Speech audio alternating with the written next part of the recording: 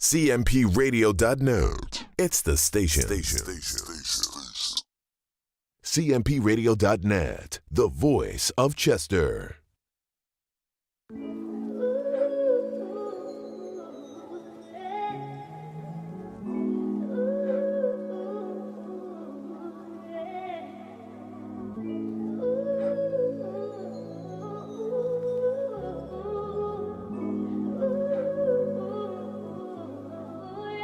Got it bumping.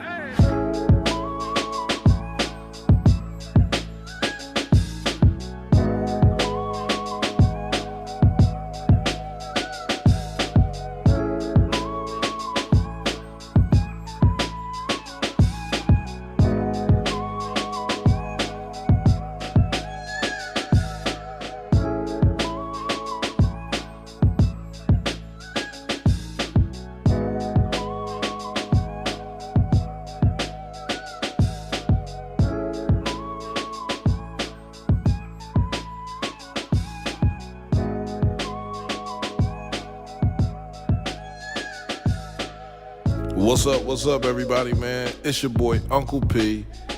If you would like to be a sponsor of CMPRadio.net, man, hit us up at info, that's INFO, at CMPRadio.net. It's the station. Cultivating mature positivity. CMPRadio.net.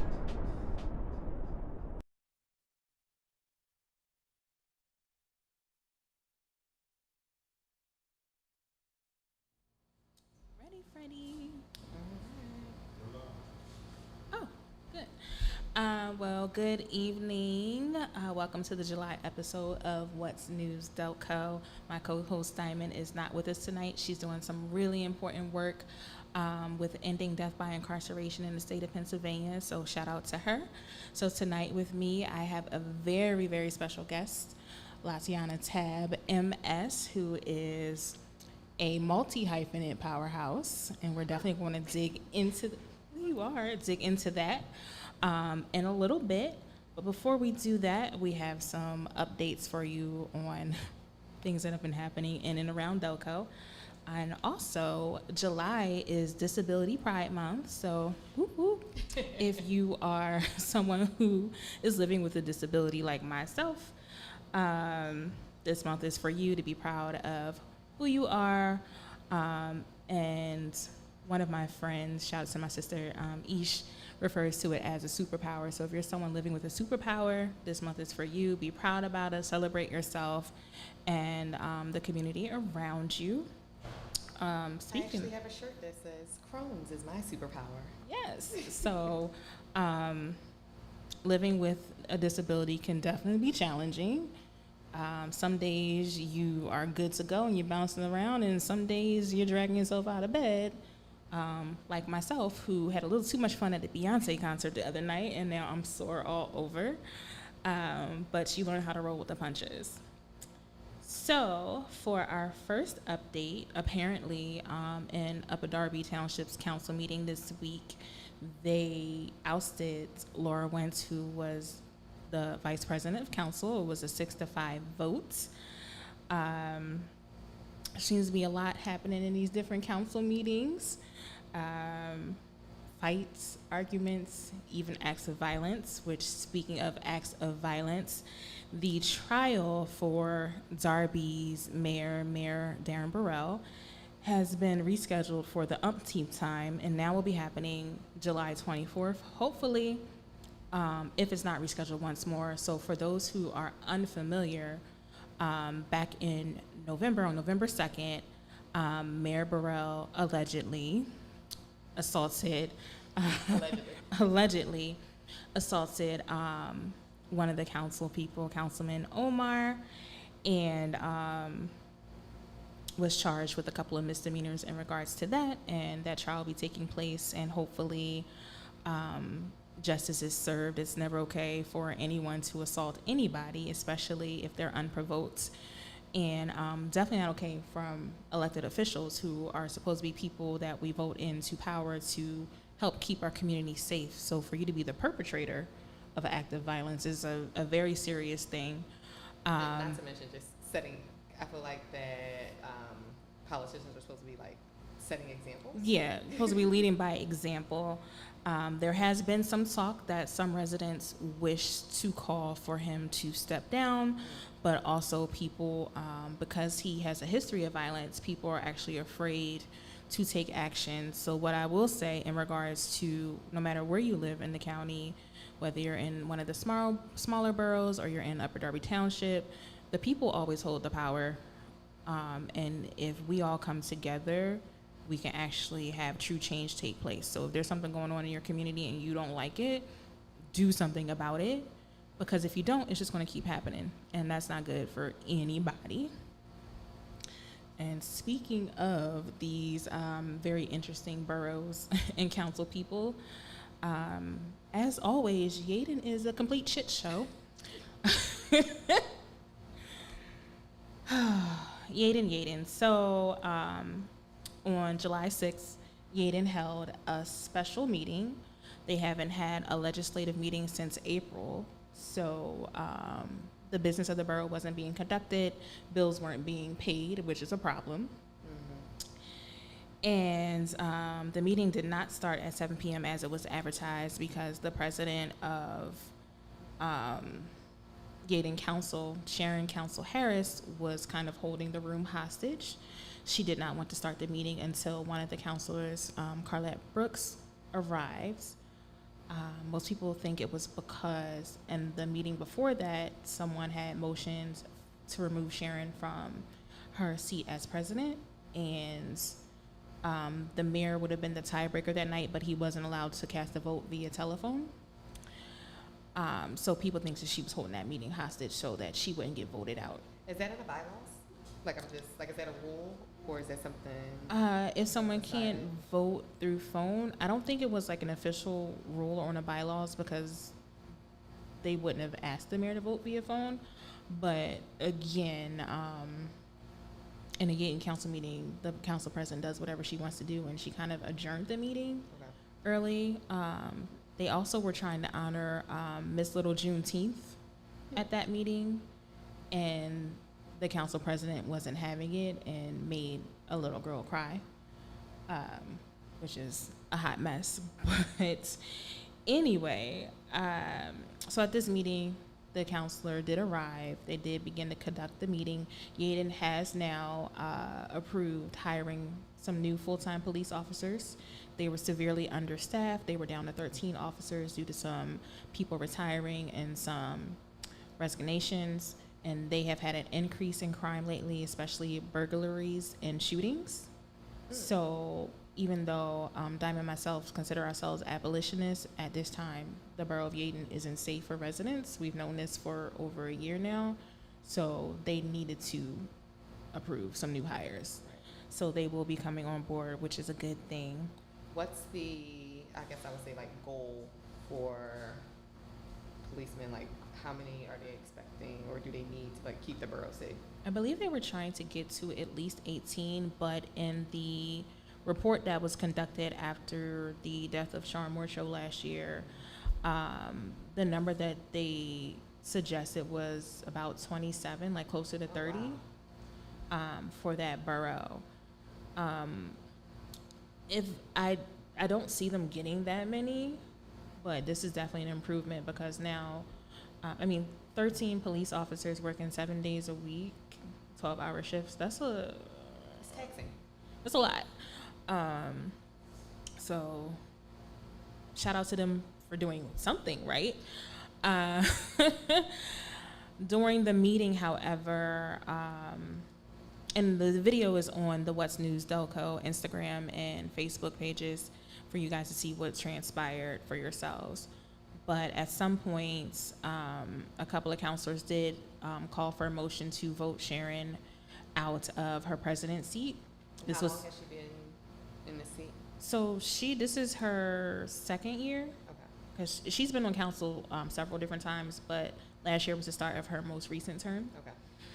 And it was after Councilor Brooks left the meeting early, after the bills were approved to be paid, but they called for Sharon to be ousted out of her seat. The mayor was the tiebreaker, and he voted yes to vote her out. And then there was also a motion to vote out the vice president, Lorraine Johnson, and again, the mayor was the tiebreaker, and that was a yes. And a couple of the councilors decided to leave after that because they called the meeting to be adjourned. And one of the residents actually went and called Carlette Brooks to try and get her to vote via phone. And they were like, no, the mayor wasn't allowed to vote via phone last time, so she can't vote. She comes back to the meeting. Now the meeting is still going on, but these other counselors that just voted the vice president and president out have left. So now these four that remains voted in Lorraine Johnson as president, and now Sharon Council Harris is the new vice president. So they basically just swapped positions. Now, will Lorraine be a better president than Sharon? Only time will tell. There does seem to be something going on there with the two of them. We'll see. Obviously, we'll be back to popping up at Yaden Council meetings to keep everybody updated and to help residents advocate for better behavior from elected officials, and also to have a safer community, because when they are just arguing, bickering, fighting with one another, one person's making decisions that aren't in the best interest of their residents, it just makes for a very unsafe community. And that has to change. I don't understand why in these counties and these different boroughs, why there isn't any oversight into the leadership from elected officials. Because we already know that there's been several lawsuits filed against Yaden for violating the Sunshine Act in council meetings. It's no secret how they conduct themselves. There's been things that have been done illegally, and it just continues. So I don't understand why the county or the state doesn't step in or have some type of oversight board to hold folks accountable. Right. It's wild. It's sad to see Black women behaving like this, especially. Who knows? On a positive note, Chief Gianmarco has been doing what he can in his power to make Yaden a safer place. He's actually a pretty good guy and wants to improve things, wants to do more for the youth. He has updated us that they are improving the holding cells in the facility so no one else can harm themselves. So those improvements are coming along very well. In the meantime, they still have the agreement with Upper Darby that in the meantime, if they have to take anyone into custody, they'll be held in Upper Darby police custody for the time being. And as they're expanding the force? As they're doing that and also making the holding cells safer. And unfortunately, we just had the 1 year anniversary of the death of Shawn Marshall, which was on July 5th. There's still plenty of questions that the family has, that the community has.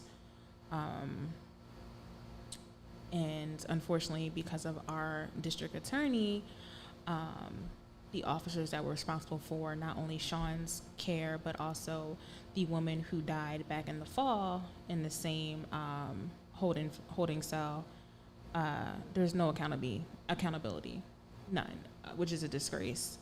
And one of the officers responsible actually just was transferred from Yaden to media. So still out here on the streets, just in a different community. Right. It's and the county seated that. Will we ever see true police accountability? Who knows? So that's all the updates so far on what's going on. If things happen while we're out and about, we will definitely post on the What's News Delco Instagram page as well as our Facebook. And if it's something major, we may even go live on the CMP Radio Facebook page. So that's all the updates. So now I really want to get into and properly introduce our guest of honor for today. So Ms. Latiaynna Tabb, as I said, is a multi-hyphenate powerhouse. I have never had myself described this way. Like friends are important. Friends will hype you, but it's true. Like I I am very busy and active, and So I yeah, am I mean, multi-hyphenate. I may be a little bit biased because she is a dear friend of mine, but also I've watched her in action over the last decade plus, and it's not an exaggeration at all. The epitome and embodiment of black girl magic. Like everyone should have a friend like her in their corner. So she is a Delco resident, but we are both originally West Philly girls. West Philly. But we've both been in Delco for quite some time now. Our adult lives have been spent in Yeah. Delco, yes. She is the principal of Tabb Management, owner and operator of Next Door Rentals, which is based here in Delaware County, and the co-founder of Black Girls with Green Thumbs. And I have actually had the honor of knowing her since high school. Both Girls High girls. Speaking of, We've been journeying through, childhood, adulthood, we're here. speaking of Girls High, because I have to bring it up because it's been all over the news and gone my goodness. viral. I didn't even consider that would come up. I'm I'm sure. wondering where we both are with this. I'm sure you all have heard by now that on June 9th at the graduation ceremony for Philadelphia High School for Girls, a young lady did a little dance going across the stage, and the principal denied her the opportunity of receiving her temporary diploma, which caused her embarrassment and humiliation in front of a lot of people. It also was a very big graduation ceremony because the school was celebrating its 175th year, so there were actually a lot of alumni present that actually escorted this graduating class into the ceremony. So there were a lot of people present, and it's gone completely viral. I've seen it on TMZ, I've seen it on the Shade Room. A lot of people were outraged that this young lady was treated this way, and there also were, I think, 3 other girls that actually had their diplomas held as well for similar situations. And then I've also seen a lot of people on the other side of the fence where they were just like, oh, well, rules are rules. She knew she wasn't supposed to dance, and that was a possible consequence. She shouldn't have done it. Rules are in place for a reason. Once she's an adult and in the real world, if she violates a rule, there are consequences. So this is a good teaching moment for her. And it was just a lot. So what are your thoughts on? I think that, like, if we're looking at it like those two ways, I feel like this might be a situation of both things could be true at once. Because having been a Girls High girl, like, we have a lot of rules, and those rules I think really set the foundation for our success, like, as we became adults. And I never, like, we had rules, and then, like, as a high schooler, some of them really did feel limiting, but as an adult I do see, like, why that there was, like, certain structures in place. So I think that where we are right now is really a function of just, like, social media, because we've always, like, Girls High has always had that sort of rule around graduation. Yeah. Like, I mean, just It's quiet. No You got funny your white business. dress. Yeah, like, no your funny red business flower, during- that's it. Yeah, during Yeah. graduation. So I'm not surprised of the reaction or the consequence by the administrator, because that has been the rule.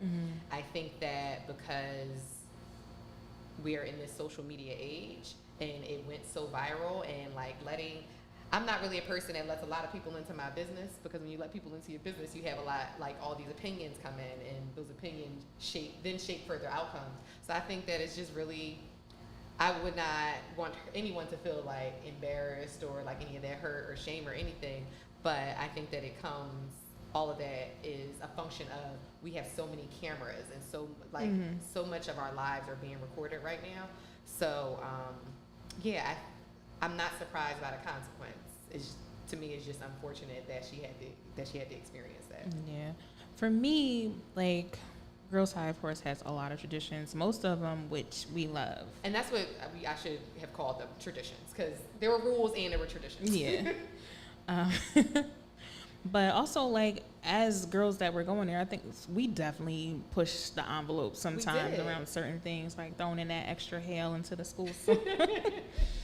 We did some things, but that's part of being a child. I think, she was just excited. She worked she bust her butts to graduate. Unfortunately, she lost a sister who didn't make it through high school. Sometimes, you know, we just get excited. So I don't think, it wasn't like she was like dropping it like it was hot across the stage, right? It was still like a little respectable like jump. Yeah, like I don't think that what she did was. So I think she could just like admonish her, like, girl, now you what? No, you weren't supposed to do that, and just like hand it to her. I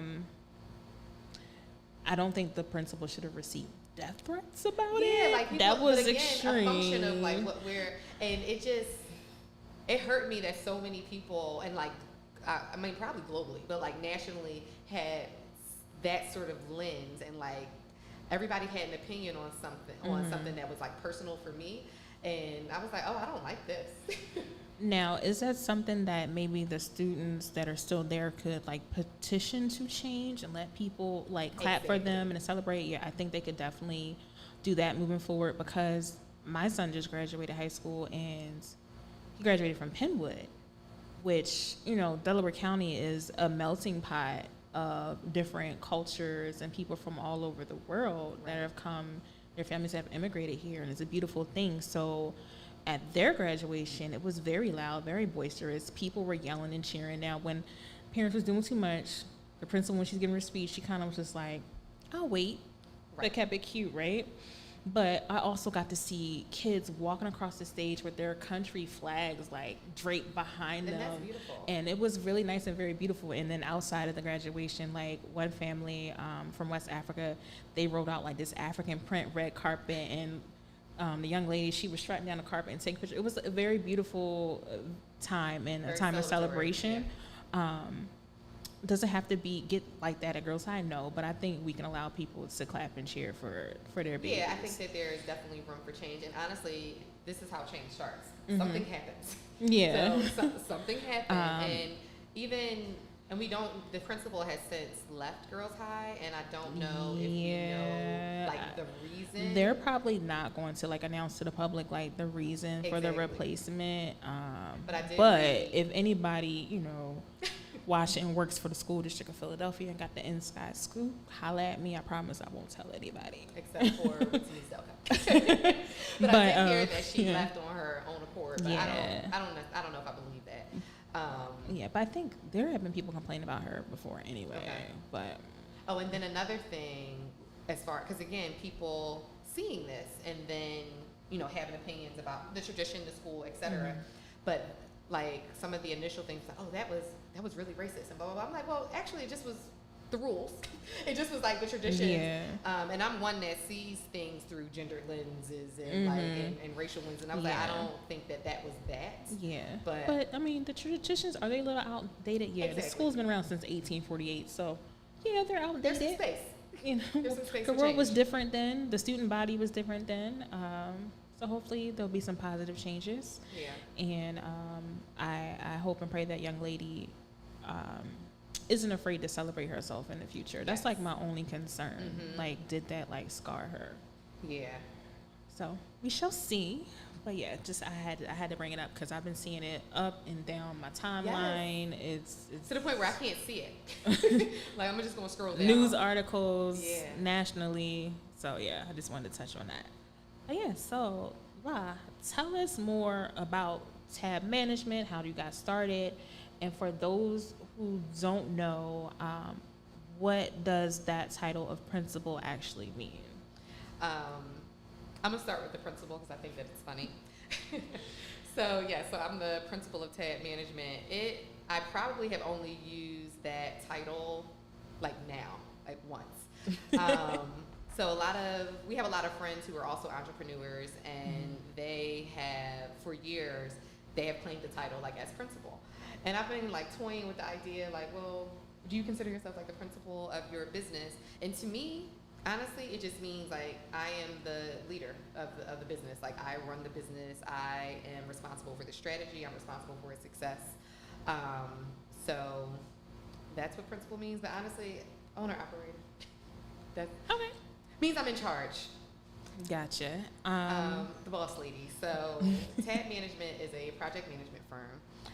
We have evolved from initially being like a talent agency, but we're a project management firm, and we focus on community and creative projects Most of my clients are mission-driven organizations or mission-driven businesses who have a particular, their goal is around community development. So most of the work that I do is around community building and community development.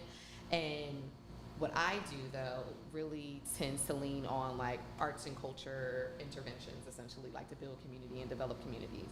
So I have clients where some of my responsibilities are programming, managing programming and events for them. I have some administrative duties for other clients, and I work a lot with artists. And as I said, we grew from initially being like a talent management or talent agency. First started because I was managing my friend. My friend was a rapper about 15 years ago, 12 years ago, and he was working with we had mutual friends, and he was working with one of our other friends, and our conversations just really was like, well, what can you do? Like, how can you help me? So initially, how I viewed tag management was really me like helping people, and I have since gone beyond that. I'm not the helper. But it really was like helping people see their vision through. Because I'm skilled at project management. Like, I'm really skilled at logistics. I'm skilled at being organized, but I'm also really creative. So helping other creatives see their visions through is a skill of mine. So what that looks like now from being like a talent manager, what that looks like now is me putting like all of those skills and knowing how to work with artists and having worked in communities and worked in education, bringing all that together into something like that's more macro level impacts, and not helping people. Okay. Not helping individuals see their visions through, but how can I help build communities? Okay. And do you have any events or anything coming up with any of your different clients? Yes, so one of my primary clients is Wexford Science and Technology. So essentially I run the programming, my company runs the programming for the lawn at U City Square, which is within they call it an innovation community, but West Philly. It's like 38th and Filbert, 37th and Filbert. It is where University City High School was. The lawn is on top of the high school, literally on top of the high school.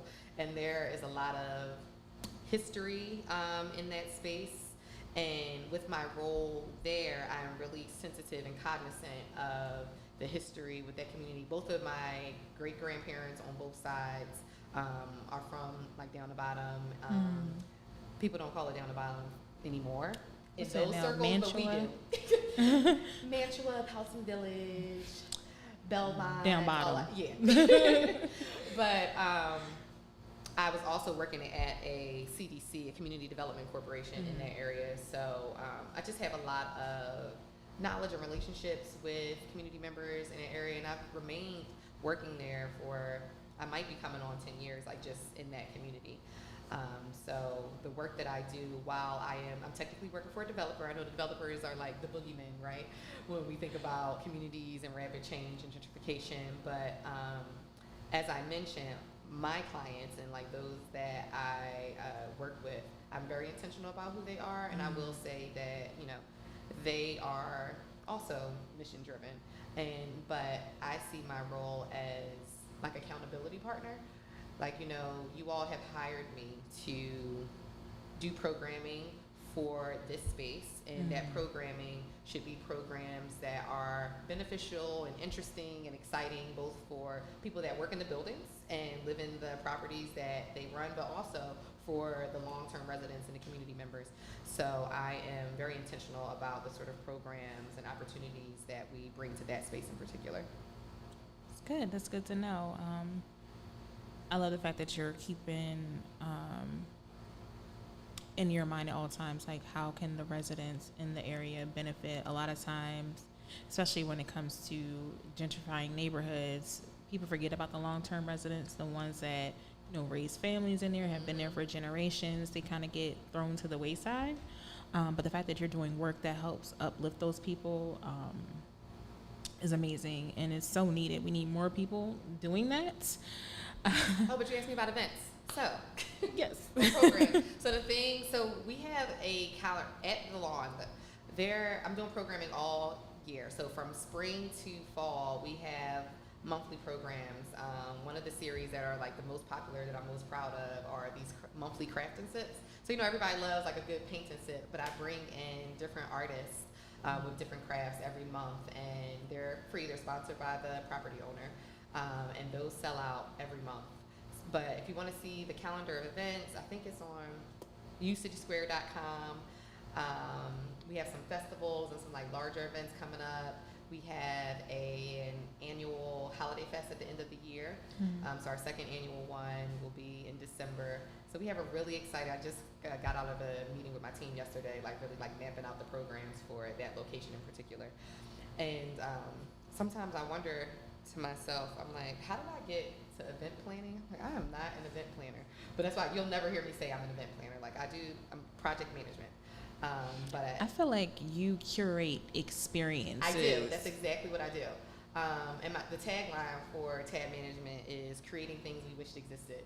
Because I am curating experiences. It's like things that I would like to be a part of, things that I know that my people would like to experience, and then things we might not have ever even thought of. But how can I make that happen? Awesome. That's so great. And definitely, if you have never been to an event that she is behind and has spearheaded, definitely go ahead and check out that calendar. I'm telling you, you will have a good time. Bring friends. It's always a good time. So you are also the owner and operator of Next Door Rentals, which your warehouse is now located in Glen Olden. We see it as Glen Olden, right? But we know that Delco has all weird boundaries. So it's technically in Holmes. Okay. But right next to Glen Olden. So we're on McDade. Okay. So Next Door Rentals, we have started. So it's an event rental business, party rental supplies. We started in 2017, and we have grown into this space on McDade Boulevard. I am really proud that we're there. I'm proud of myself. It has also been a very, like, honestly, it's been a very scary transition for me. Because, like, we were able, I think the number is like 35% of Black businesses through COVID did not make it. And part of the reason why we made it is just because we were so nimble and like didn't have a lot of cost associated with the business, and we were able to, take a little break, do the shutdown like everybody else, but then came back really strong. But our transition, our growth, like we grew from having our supplies stored in a family-owned garage. So my family owns a property in West Philly. Everything is going to tie back to West Philly, even though we're Delco people here. But yeah, so I didn't have any overhead costs. We were just in this garage literally for years. And then we got into a larger garage situation, like a smaller warehouse in Prospect Park a year ago, 2 years ago. And then now we have this storefront, this warehouse on McDade Boulevard. So this has been, I guess, pretty quick change, but some good growth. But as my mom reminded me, like when I signed that lease over there, she's just like, you made it past 5 years. Most businesses fail within the first 5 years. Absolutely. So just like with all of my personal and professional growth, I'm like, God got you here for a reason. You gotta see it through. So yeah, we're in Delco officially now. We have a place for people to come, and that's also what's been different. So all of our we haven't had people walk in. There was no opportunity for people to walk in either our previous situations, but now when we officially open, people will have the opportunity to walk in to do like same day rentals. I'm also opening, so I'll have like a showroom situation set up, but what's going to be different that I'm really excited about is I'm going to have like a small retail section. So I'm going to have I don't know if I want to tell you my idea yet because we ain't open, but we're going to be selling party supplies. But much different than those that you might find at Walmart or those that you might find at any of the other like Dollar Trees or party supplies. Amazing, stores. because there's only really, outside of like Party City, there's only one party supply store in that area of Delco. So that's exciting, especially Yeah. to be a Black-owned business. That's major Thank for the you. county. Speaking of Black-owned businesses, are there any challenges that you've had to overcome being a Black-owned business in Delaware County? Not yet. Like, you know, things Knock are on still some to, wood, yeah, things none are still arise. to be determined. Like, but I will say, like, I haven't had any challenges from being a Black-owned business. Even my experience when I like having a business in Delaware County, especially because we have these. Although we joked about like the boroughs and like how many there are, I like that we have so many boroughs and that the leadership you can reach out and touch. So if I had questions or needed somebody to walk me through something, people are available. So I felt like that Prospect Park was like really open to the new business. I haven't had any issues with which is technically like Ridley Township, where I am now. So it's been a perk for me having a business in Delco, a small business in Delco. So no challenges at this time. Good. And you've also been kind of helping with or working on or behind or involved in some way with this new park that's coming to the county, right? Yes. So I am on. So there's a new park, or the park exists. The space has existed untouched. Yeah. But Delaware County acquired through eminent domain I do not know how to say the name of this place. I don't either. I'm not gonna lie. I can't even tell y'all the name. But if you go up Squirrel Road, I love to tell everybody, I'm like, when you go towards Home Goods, we love Home Goods. So towards Home Goods. So near Lawrence Park Shopping Center. Yeah, near the Lawrence Park Shopping Center. It was previously owned by the Archdiocese. I think it was may have been, I'm going to be wrong. I'm going to just say it was like a boys' home or something. Don Guanella. I did it.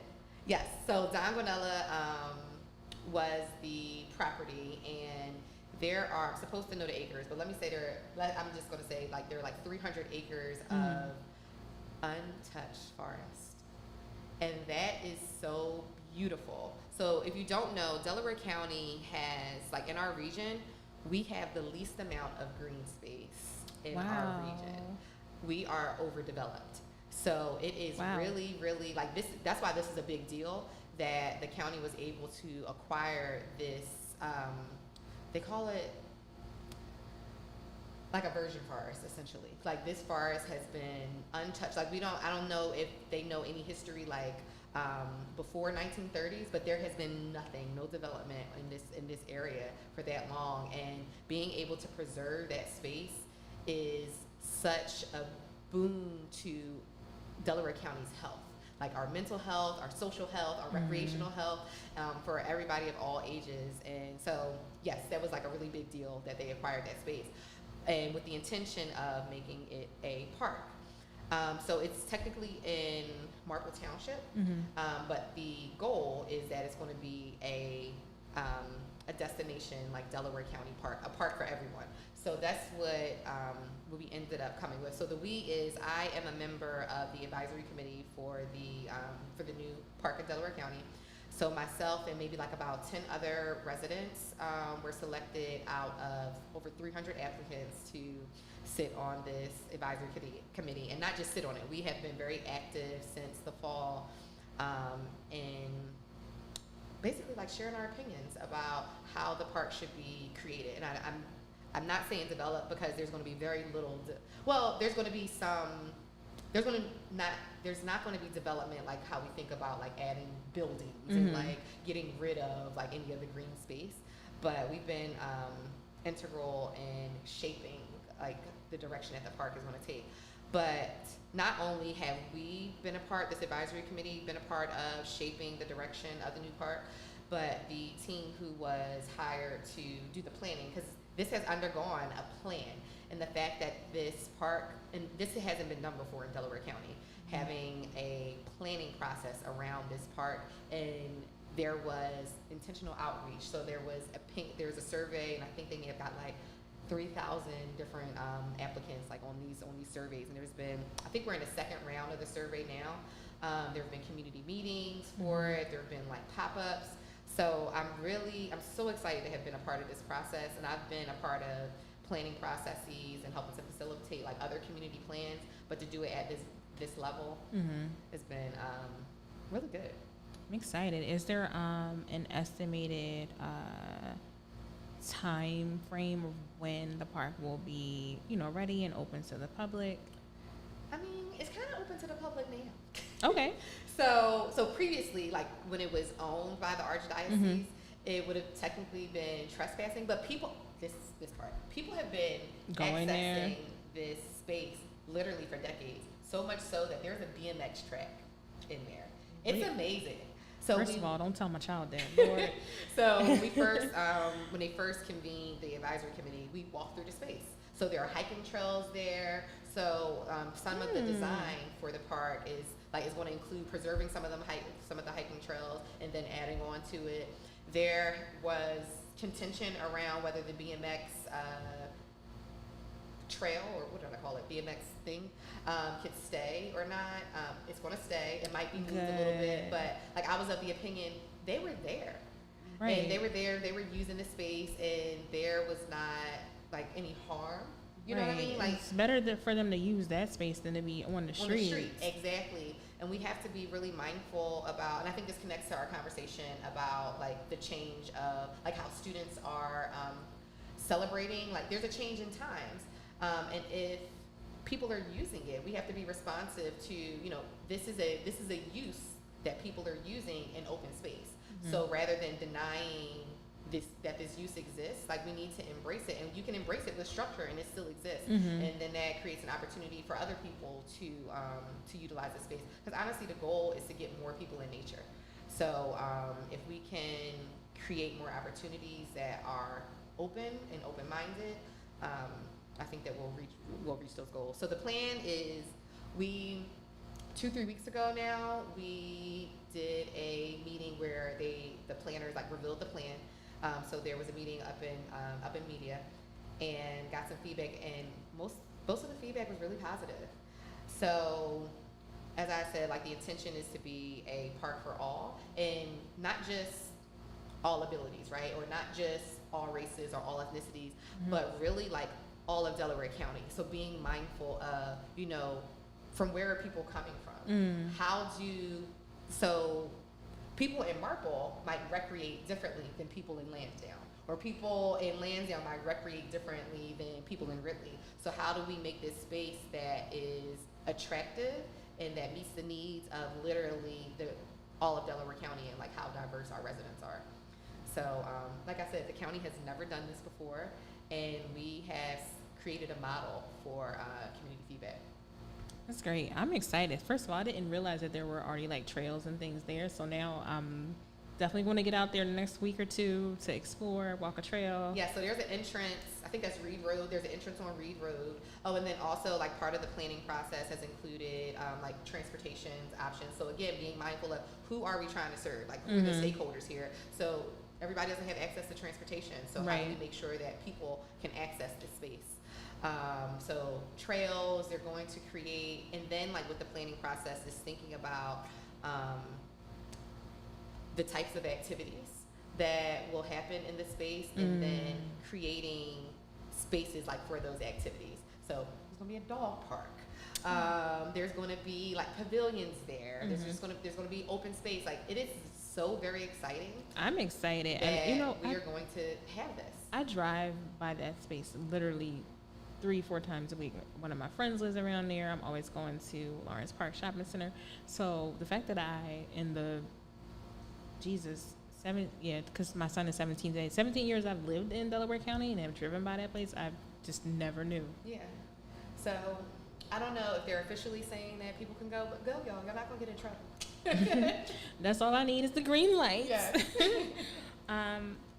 Speaking of nature and green spaces and plants and all these things, one of the things that I'm most excited to talk to you about today is your work with the organization that you co-founded, Black Girls with Green Thumbs. So tell us more about the org and also how it even came to fruition in the first place. Yes. So Black Girls with Green Thumbs, I co-founded that with my partner, Camilla Coleman, another Girls High Girl. So like We out here, y'all. we are, but that really speaks to, so we call it the intangible spirit, but that really speaks to like the strength of our program, like at their high school, and like they really built women with vision and who could work together and remain friends, because I know that a lot of people don't have those friendships 20 years later. But anyway, so co-founded this organization with Mia.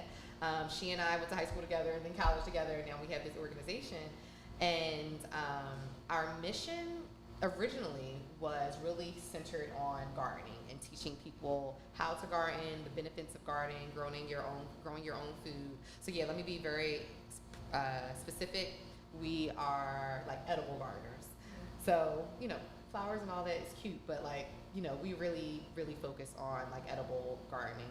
So the original mission of our organization was encouraging people to garden, to heal, nourish, and learn.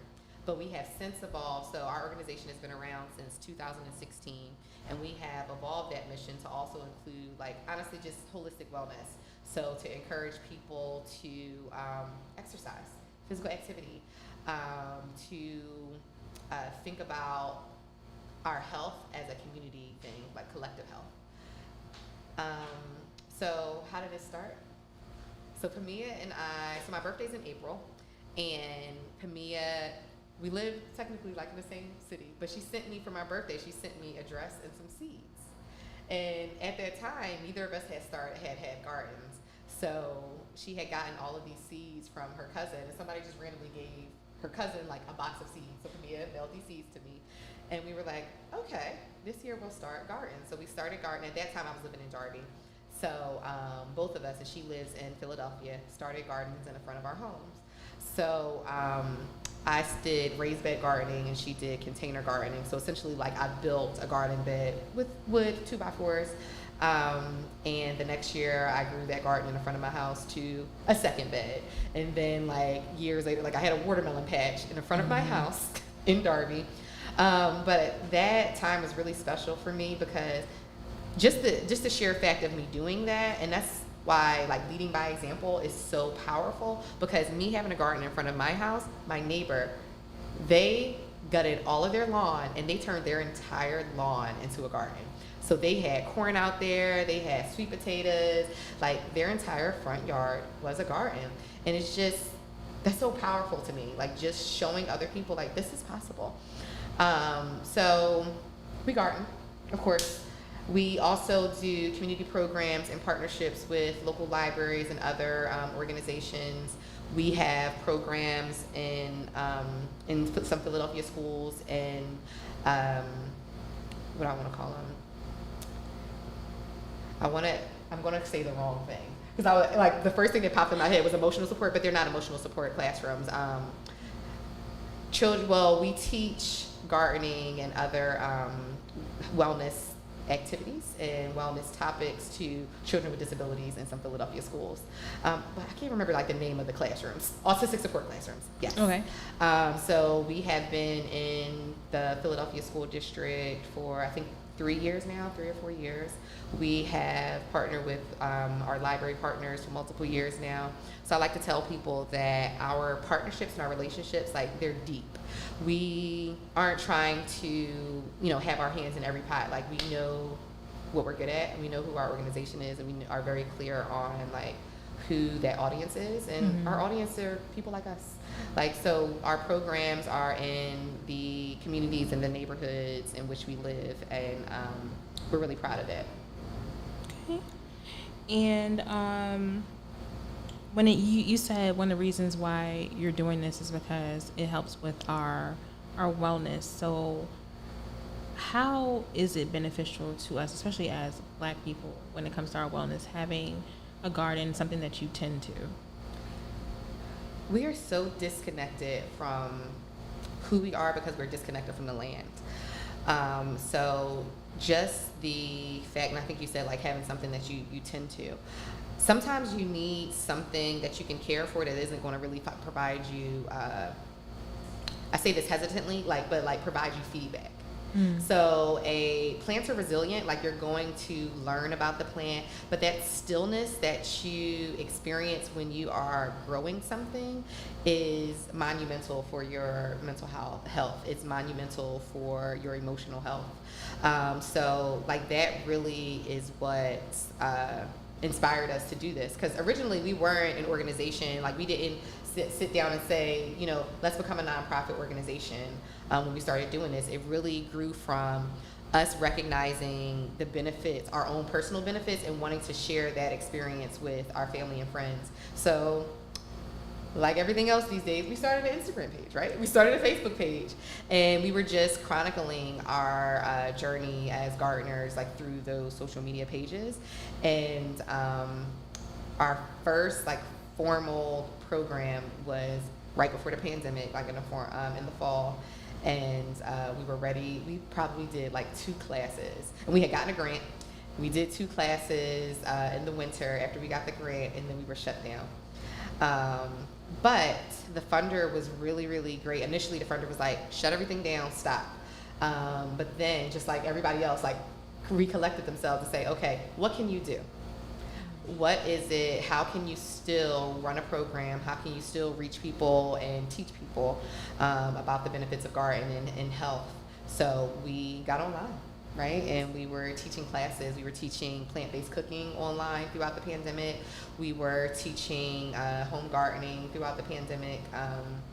And we continue to be here. That's good. For people who've never planted a thing before in their life, or if you're like me, for some reason you kill plants, like people are like, oh, get aloe, you can't kill that. Yes, you can. I've done it. It lasted for a few months, and oh God, when my kids were like in daycare and preschool, for every Mother's Day, for some reason, I don't know what is with y'all early childhood educators, but please stop sending projects and Mother's Day gifts home that are like plants. It was very cute, a mug, they glued a face on it. I disagree. Plant. Send them. Don't send them to me. Lord, because I'm like, damn, this is so cute, but I'm going to kill this plant. My poor child's going to be devastated. Yes. But what are some tips that you have for someone who's like, some like gardening one-on-one tips for the novice? To me, if you killed an aloe, that means you overmothered it. Oh, okay. So plants like that, like those are succulents, right? And they don't require a lot of care. And so I'm going to transition to houseplants, because we do spend some time like doing workshops and teaching people about houseplants. But a lot of the challenges that people have with houseplants is because they are putting too much love into it. So you need to learn, those houseplants are really tropical plants that we bring into our homes. So you need to learn about what their natural environment is, and then figure out like how to mimic that best for them to thrive, or at least at minimum like stay alive in your home. But with edible plants, my recommendation for anybody who wants to start trying to grow something at home, tomatoes are so easy. Tomatoes are such an prolific plant. It can be overwhelming. Like you can have easily a 20-foot tomato vine. You won't even know that is 20 feet. But tomatoes are really easy to care for, especially like we have a pretty good climate in our summers for tomatoes, peppers. But one of the challenges that a lot of first-time home gardeners have is, again, being too excited. So I think the theme here is just like going over.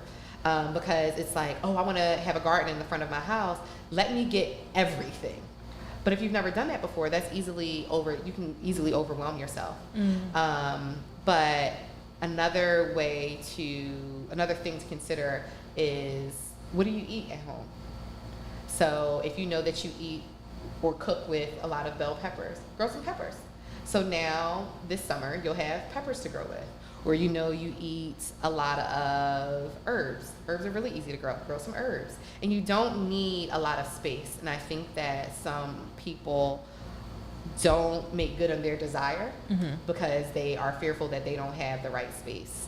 And it's easy to feel that way because when you Google gardens or something like that, or home gardens, like you see, like although we're in Delco and like we're in the suburbs, you see these beautiful sprawling gardens, and that can be discouraging. You don't need all that. You really sometimes, like, you can have a garden if you live in an apartment. You can have a garden if you are in like a traditional row home. You can have a garden obviously in like a larger yard, but there is a place for every type of space, like to grow your own food. And if we all grow one thing on the block, like imagine how powerful we could be. Like, so just to connect that back to your question, like why is it good for Black people to do this? Because it helps you to reclaim your power. Like you have some sovereignty over your life. We know that the food system is really jacked up, and even if you like just having a few peppers of your own that you know that you've grown without pesticides, that can make a huge impact on your health. Absolutely. So I know you have a lot of events and classes and workshops and things that you guys do in Philly. One, do you have anything coming up this summer that people should check out? And two, are there plans to bring more programming to Delco? Yes, and yes.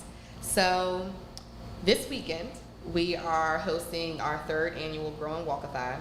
So for the last 3 years we have run Grow and Walk Philly, which is in partnership with the West Oak Lane Library, and it's supported by the Philadelphia Department of Public Health.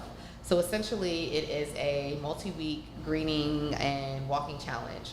So each week we have these different walking goals where we are walking to different like destinations in the neighborhood. But then we have a library, we have a garden at the library, and it's this beautiful, we probably have like 4 garden beds plus other spaces that we grow in the atrium of the West Oak Lane Library. So we're teaching people how to garden as well. So we're gardening and we're walking. Like that's the very simple purpose of Grow and Walk Philly. But the Walkathon is our culminating event that's open to all community members, whether or not you participated in this. And it is a 2.9 mile walk, which is very close to a 5K. So, you know, if you come, you can say, I think I support you in saying that you walk the 5K. But that is this Sunday, rain or shine. We have already moved it from the rain date back in June. So we're just going, throw on some rain. If it rains, bring your ponchos. Exactly. But we start at the West Oak Lane Library. We're going to have a DJ. Like, it's a party. And then as a group, we are all going to collectively walk through West Oak Lane, and we're going to highlight the different green spaces, open spaces, and gardens that are in West Oak Lane. So we're going to start at the library, and we're going to end at Arbery Park. And you end with a lunch because we need to celebrate ourselves.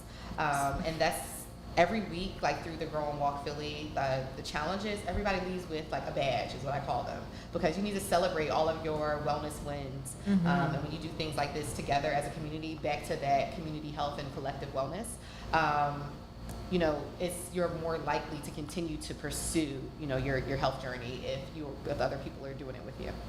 So that's this Sunday, the 16th, and then we're having a garden party at the West Oak Lane Library on the Friday following. This may be the 21st. I think it's the 21st. So yeah, that's going to be really fun. We're going to have a live band. It's a jazz trio. We're going to have some pop-up theater. We're going to have some food. Everything with us centers around food. Okay? That is the theme. We're going to eat, but we're going to eat something that's tasty and it's going to be really good for you. It's going to feed your spirit. Nice. And what plans do you guys have in store for Delco? For Delco, so back in the pandemic, right, we had partnered with the Darby Library. We ran some programs there. And we are coming back to Delco. We have a plan to come back to Delco. There used to be a program that the Lansdale Economic Development Council ran in partnership with Penwood High School called the Farmers Market Youth Garden Program. So essentially, high schoolers ran and managed a garden. They learned how to garden. And then at the farmers market, every weekend, they would take all of their harvest, and they had a farm stand, and they would sell their bounty, their harvest at the farmers market. So when I first learned about this program, it had already been like done for years. But when the executive director of the Lansdale Economic Development Council told me about it, I was so excited. I said, "Oh, we need to bring that back." So maybe a year later, some funding came around, and that program fit the grant opportunity. So we are in the process of planning for the renewal of that program, but with a Black Girls with Green Thumbs twist. So right now we are planning it. We don't have any way to for anybody to participate, but we are very open to collecting names for volunteers once we get to that space. Yeah, well, I'm gonna slide you some names. Yes. But that sounds so exciting. So you are a very busy woman. Yes. And you're also a mother, Yes. right? You have a child. Zane will be, 5 this year? He'll be 5 this year, yep. Jeez, time flies. So how do you manage work-life balance with everything that you do? My personal theme this year has really been boundaries and delegation. Because having so many different, and these are like active responsibilities, like these are active organizations and active jobs. So it could easily overwhelm and take over my life. And right now it feels very taken over. But I have really instituted these boundaries. So when I have to pick up Zane from school for the day, I'm done. I'm done for the day, unless I have a really serious pending deadline. But I try to literally be done work when I have to go pick him up so I can be present. Also, no means no to me. Mm-hmm. So if I cannot do it or I'm not interested in doing it, we won't do it. I won't do it. And with Black Girls and Green Thumbs in particular, Pamia and I have been very, very committed to no. As I said, we're really clear on who our partners are and who our audience is. And we're a really good organization, right? And we know that the work that we're doing is impactful. So people like that and people like us. And so we get a lot of pulls at us. But she is also a mother. She also has a lot of responsibilities. Mm-hmm. And so we can't say yes to everything. So we are really comfortable in our no and being clear on what our capacity. But part of that assessment of capacity, both with Tabb Management, Next Door Rentals, and Black Girls with Green Thumbs, has been to try to build a trusted team. And I say try because, things happen. Yeah. But having a team around you that you can trust, that you can delegate things to, has been a game changer for me, particularly this summer, because I have really, this is peak time for me. Spring, summer, fall, mm-hmm. for all of my businesses is peak. So if they're all peaking at the same time, I can't be everywhere. Right. So building that team has been really integral in all of those facets. So delegation and boundaries is what I would recommend to everyone. Yes, absolutely. And you're very good at reminding other people to keep their boundaries. Yes. We just had a conversation a couple weeks ago, and I said, yeah, I'm taking the month of July off. And then in the same breath, I was like, but X, Y, and Z is going on, and I got to do something about it. And you were like, but didn't you just say you were taking a break? And I was like, does it have to be you? And that is actually the perfect question to yourself to pose yourself. Does it have to be you? That will help you delegate. Because everything doesn't have to be, even if you have a special touch. Because I know I have a special touch, you have a special touch. We want things to have our touch, but it doesn't always have to be you. Yeah, exactly. So work-life balance is very important. So if you're someone that struggles with setting boundaries, find an accountability partner. Yes. That will hold you to it. But yeah, so that's pretty much everything that I wanted to touch on with you tonight. I want to thank you so much for coming out and spending your Friday evening with me. Thank you for inviting me and for bigging me up. It felt great. Yes. So if people want to get in touch with you, learn more about what you have going on, attend an event, how can they contact you or stay up to date on what you have going on? Because this is Delco, I'm going to say, please go to yournextdoorrentals.com, and we are happy to meet any of your event and party needs. We have all the things that you want and you need. Next Door Rentals is on Instagram and Facebook. Black Girls with Green Thumbs, simply that. We're on Instagram and Facebook. We have a new website that we launched last week. So please sign up for our newsletter. That's the best way, I would say, other than social media, to keep abreast of what's going on with that.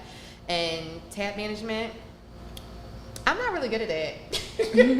I mean, I have social media presence, but I don't really do a lot of posting on any of those accounts.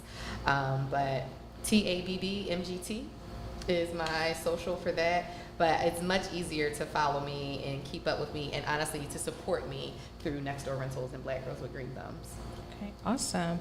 And for all of our lovely residents in Delaware County, if you are someone that has something going on, you're doing something positive, uplifting the community, you have a story you think should be shared, feel free to follow us on What's News Delco on Instagram, on Facebook. Send us a DM if you have something that you think should be featured on our show. If you have something going on in your community, your borough, your township, that you think people should shed light on it, because you want to make positive change and impact, feel free to send us a message so we can come out to you and talk about it on the show. And happy birthday shout out to my son Josh, who's 17 today. Happy birthday. But yeah, so I'm about to get out of here, go home and be a mom. But thank you so much for tuning in. If you are watching this later on, thank you so much for watching the replay. And until next time, I'm Lee with the T, and this is Latiaynna, see ya.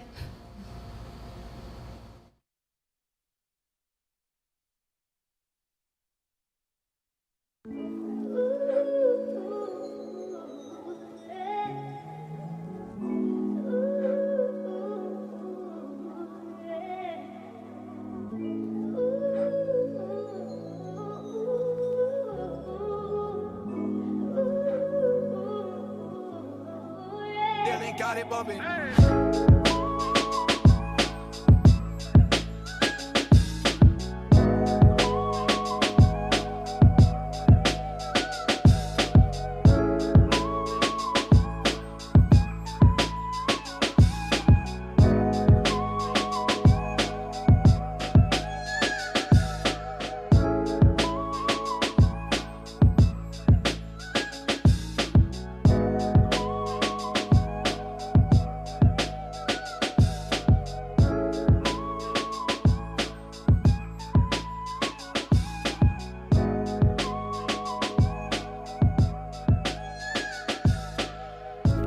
What's up, everybody, man? It's your boy, Uncle P.